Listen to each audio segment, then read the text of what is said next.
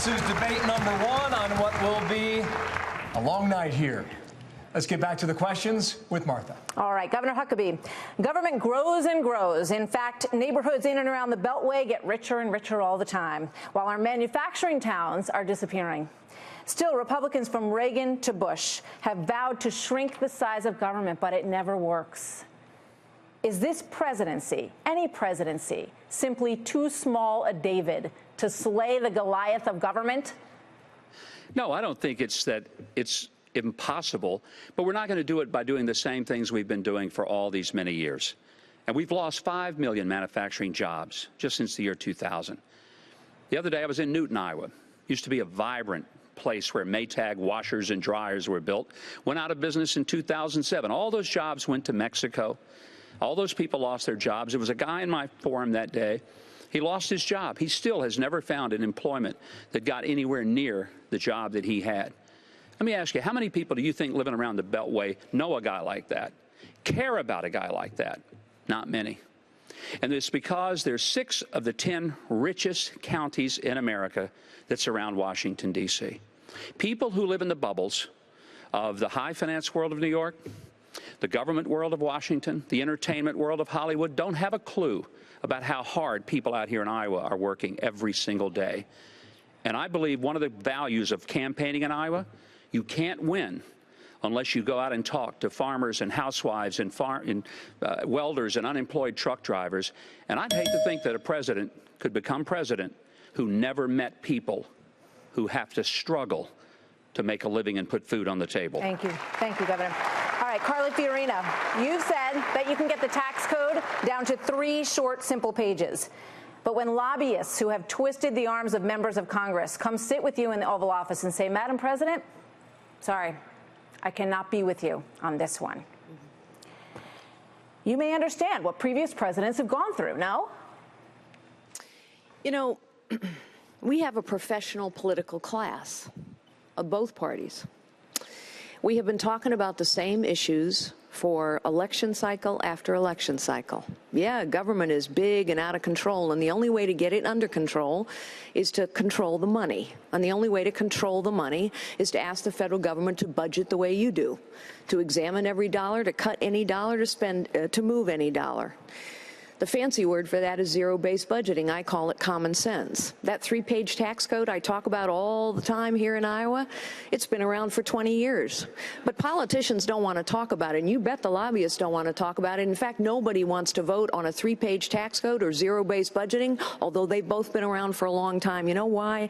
Because if you get those 2 things done, you are goring everybody's ox. You are taking the political establishment apart. You are actually challenging the status quo, which is what we need in the Oval Office. So you know who I'm going to count on? The citizens of this great nation, because you have extraordinary power. But when you do not use it, you are losing it. So take out your smartphones, folks. The people of Iowa know what I'm talking about. You take out your smartphones. If you agree with me that 3-page tax code needs to be passed, lobbyists aren't going to be in my office. If you agree we got to finally pass zero-based budgeting, take out your smartphones. Press 1 for yes, ladies and gentlemen. Press 2 for no. Citizens, we must take our country back. Let me stay with you, Ms. Farina. You've said you will shrink the federal government by 30% over the next 2 years, and those jobs will not be filled, and you'll do it through retirement. Your critics would argue that's exactly what you did at Hewlett-Packard when 30,000 people lost their jobs.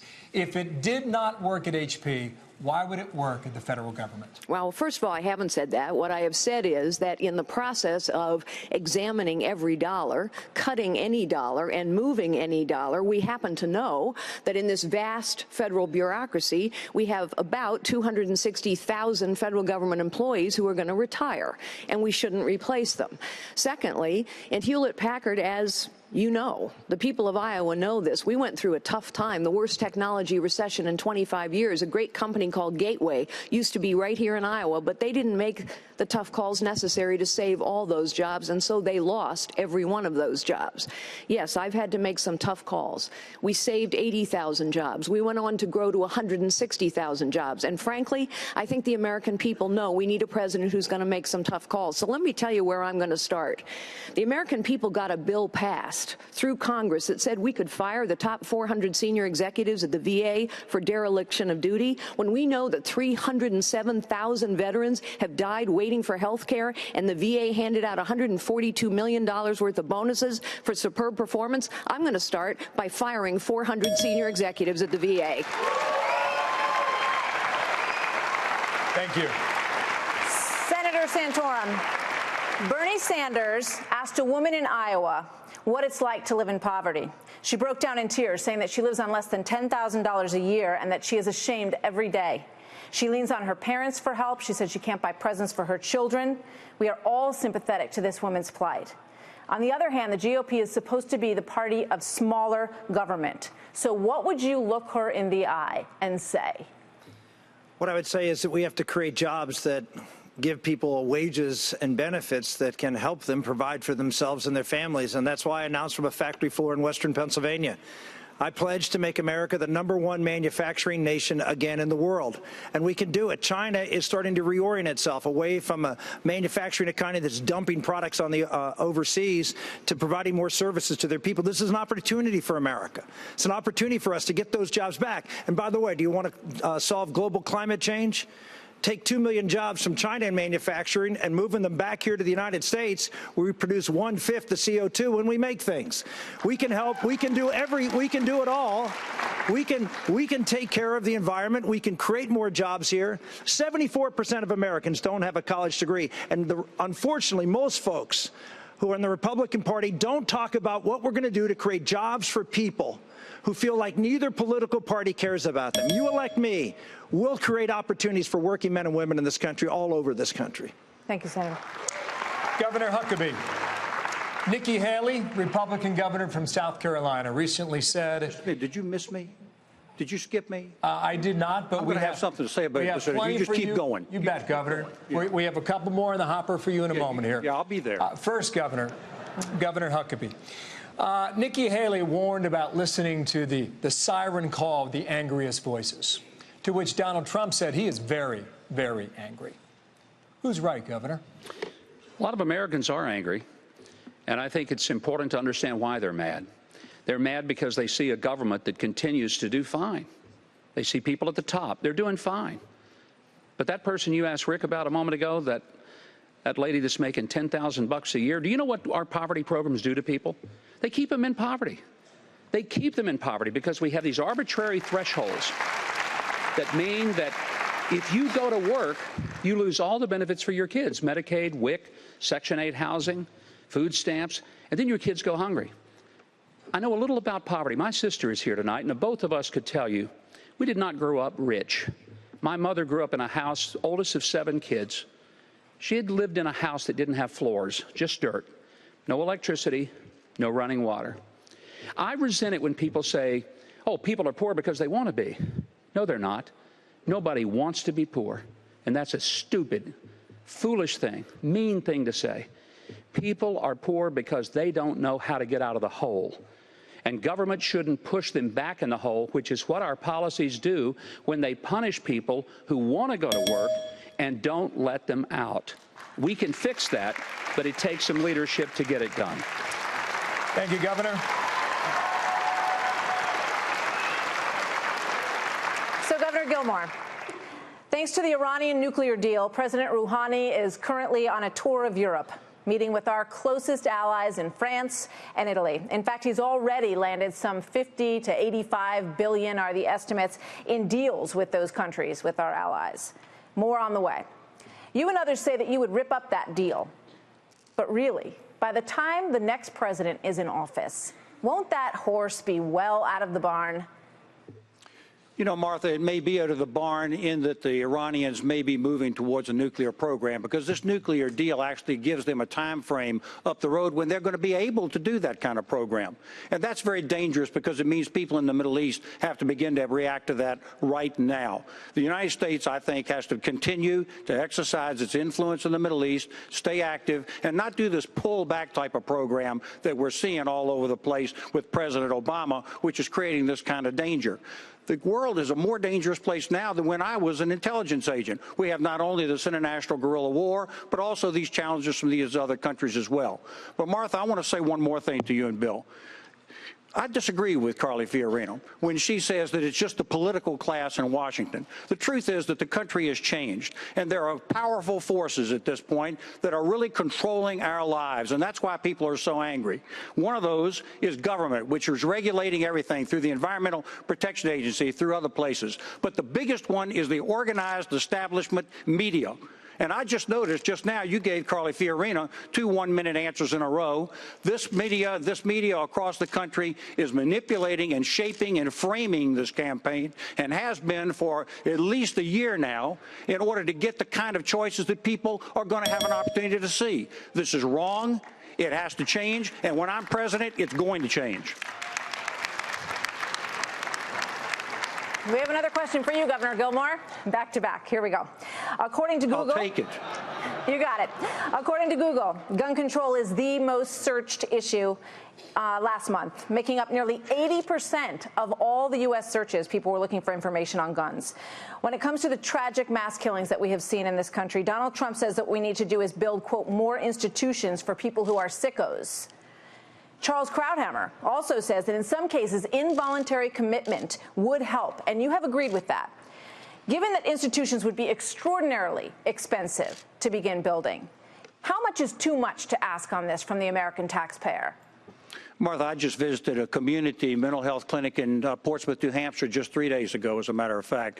And when I was governor of Virginia, I tried to move more of those resources into the community, which will give us the facilities and the abilities to begin to identify people who actually might be dangerous and who abuse Second Amendment rights. But I do believe this is one of the really principal issues in this campaign. The president and Hillary Clinton are working very hard to change the culture of this country in order to put us in a position where we can't exercise our Second Amendment rights.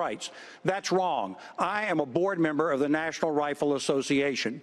The reason I'm a board member is because I believe that individuals in this country can be trusted to exercise their rights under the Second Amendment and under the Bill of Rights. To take away people's Second Amendment rights is to redefine the individual in the society, and I'm not going to put up with it. As President of the United States, when Jim Gilmore is President of the United States, I can tell you this. Gun control is not going to be an issue. If gun control comes to the president's desk when I'm president, I'll veto it as fast as it takes Hillary Clinton to eliminate her emails. Thank you, Governor Gilmore. Governor Huckabee, you've mentioned the economy several times tonight. Let's go back to that for a moment, because in America today, 50% of the American workers are making less than $30,000 a year. Let's talk about what you could do for them. The Conservative Club for Growth has had an issue with your policy on taxes for years. In fact, it called you Tax Hike Mike. And the record shows state spending in Arkansas increased 54% when you were in charge. 94% if you include federal dollars during that same period. When it comes to helping people at the margins, $30,000, $32,000 a year, what's better? A tax and spend approach or shrinking government? Well, I didn't have a tax and spend approach. You got to understand where the Club for Growth comes from. A bunch of rich guys sitting around writing checks to go after people they don't like.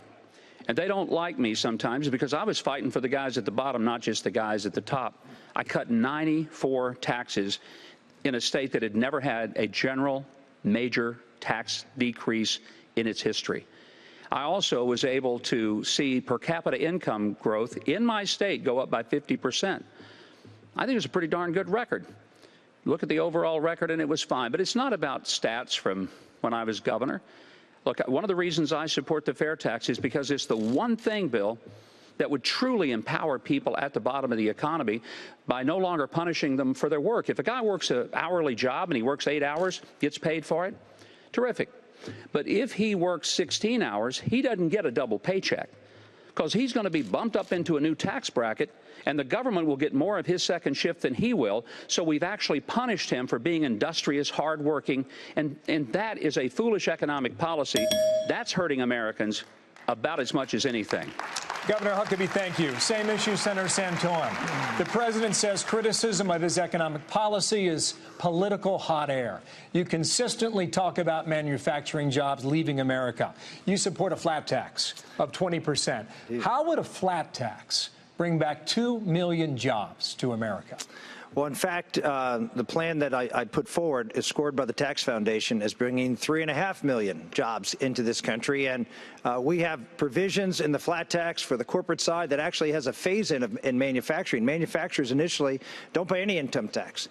10% the next year and then 20%. We're going to also have a repatriation provision which says that if you have money overseas and you're Apple and you've got a couple $100 billion there, bring it back. The most you'll be taxed at 10%. Invest it here in America. Create jobs here in America with all that money that's sitting overseas.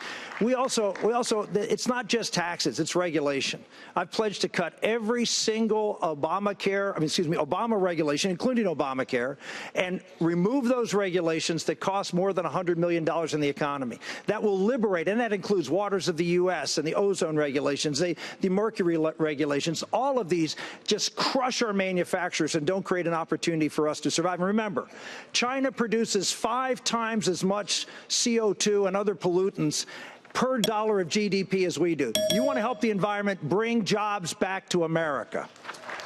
Senator, thank you.